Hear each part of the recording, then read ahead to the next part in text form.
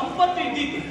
ಆ ಸಂಪತ್ತನ್ನ ಕಬಳಿಸಬೇಕು ಎನ್ನುವ ಕಾರಣಕ್ಕಾಗಿ ಪರಕೀಯ ದೊರೆಯೊಬ್ಬ ಒಂದಲ್ಲ ಎರಡಲ್ಲ 16 ಬಾರಿ ಭಾರತದ ಮೇಲೆ ದಂಡೆತ್ತಿ ಬಂದಾಗ ಏನು ಮಾಡಿದ? ಇಲ್ಲಿರುವಂತಹ ಸಂಪತ್ತನ್ನ ದೋಚಿ ತನ್ನದಾದಂತಹ ದೇಶಕ್ಕೆ ಅವ ಕೊಂಡೊಯ್ದ ಕತ್ತೊಯ್ದದ್ದು. ಅಷ್ಟು ಮಾತ್ರ ಅಲ್ಲ, ಆ ಸಂದರ್ಭದಲ್ಲಿ ಈ ಭರತ ಭೂಮಿಯಲ್ಲಿರುವಂತಹ ಅನೇಕ ದೇವಾಲಯ ನೀವು ಹೇಳಿದ್ರಲ್ಲ ಕೃಷ್ಣ, ಆ ಕೃಷ್ಣನ ದೇವಸ್ಥಾನವು ಇಲ್ಲಿಯೇ ಇದ್ದಿತ್ತು. ದೊರೆ ಬಂದು ನಾಡನ್ನು ದೋಚಿದ್ದಾರೆ ಅಂತ ಹೇಳ್ತಾ ಇದ್ದವರು ಪಾಪಿಗಳು ಚಿರಾಯಿ ಅವರಿಗೆ ಹಾಗೆ ಬೇಗನೆ ಸಾವು ಪಾಪಿ ಚಿರಾಯಿರಲಿ. ಪಾಪಿ ಬಗ್ಗೆ ಮಾತಾಡ್ಲಿಕ್ಕೆ ಹೋದದ್ದಲ್ಲ, ನಾವು ದೇವರ ಬಗ್ಗೆ ಮಾತಾಡಿರೋದು. ಮನುಷ್ಯನಲ್ಲಿ ಪುಣ್ಯಾತ್ಮ ಇರ್ತಾನೆ, ಪಾಪಾತ್ಮನೂ ಇರ್ತಾನೆ. ಈಗ ಪಾಪಿ ಕುರಿತಾಗಿ ಮಾತಾಡುವುದಕ್ಕೆ ನಾವು ಬೇರೆ ವಿಚಾರದಲ್ಲಿ ಮಾತಾಡಬೇಕು. ಹಾಗಂತ ನಾವಿಲ್ಲಿ ಮಾತಾಡುವುದಕ್ಕೆ ಮುಂದಾದದ್ದು ದೇವರು ಇರ್ತಾನೆ ಇಲ್ವಾ? ನೀವೇ ಹೇಳಿದ ಹಾಗೆ ಎಂತದ್ದು ಅಕ್ಷಯಾಂಬರ ಕರುಣಿಸಿದಾಗ ನಿಮ್ಮ ಕೃಷ್ಣ ದೇವಾಲಯ ಬಿಡ್ಲಿ, ಅವು ಗುಡಿ ಕೈದಿದ್ದಾನೆ. ಅಷ್ಟು ಮಾತ್ರ ಅಲ್ಲ, ನಿಮ್ಮದಾದಂತಹ ದೇವಿ ದೇವಾಲಯ ಇಲ್ಲಿ ಕರ್ಕೊಂಡು ಈ ಈಶನ ದೇವಾಲಯವು ಧ್ವಂಸಗೈದಿದ್ದಾರೆ.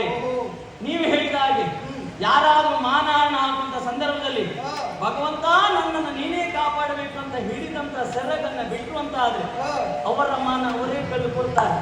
ಭಗವಂತ ಬಂದು ಯಾವ ಸೀರೆ ಕೊಡುವುದಿಲ್ಲ, ಯಾವ ಅಕ್ಷಾಂಬರನ್ನು ಕೊಡುವುದಿಲ್ಲ. ಇದಲ್ಲ ನಮ್ಮ ಭ್ರಮೆ, ಹೇಳಬಾರ್ದು. ಇದ್ದದ್ದು ಹೇಳಿದ್ರು, ಹುಚ್ಚು ಕಲ್ಪನೆ. ಅಷ್ಟು ಮಾತ್ರ ಅಲ್ಲ, ಇನ್ನೊಂದು ಕತೆ ಹೇಳಿದ್ರು. ಎಂತದ್ದು?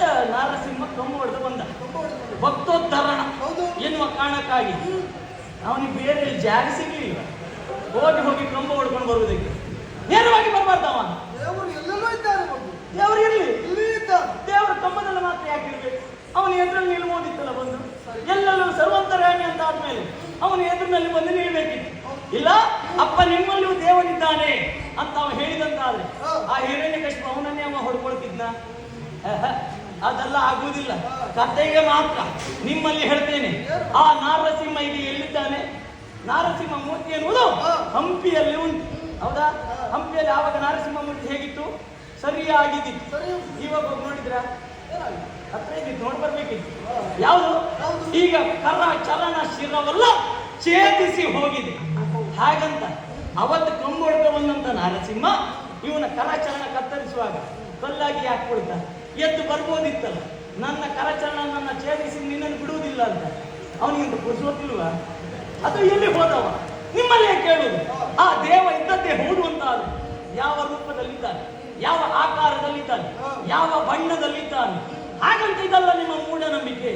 ನಿಮ್ಮ ಈ ಮೂಢನಂಬಿಕೆ ಉರುಳಿಗೆ ಕೊರಳನ್ನ ಕೊಡುವವ ನಾನಲ್ಲ. ನಿಮ್ಮ ಮಾತನ್ನ ಕೇಳಿ ಸಾಮಾನ್ಯ ಪ್ರಜೆಗಳು ಒಪ್ಪಿಕೊಳ್ಳಬಹುದು.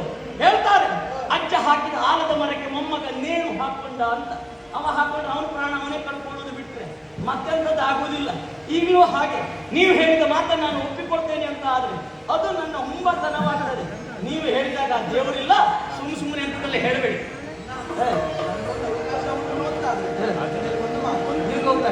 ಉಂಟು ಹೇಳು. ಜನ ಪುಣ್ಯವ್ರತವಿದು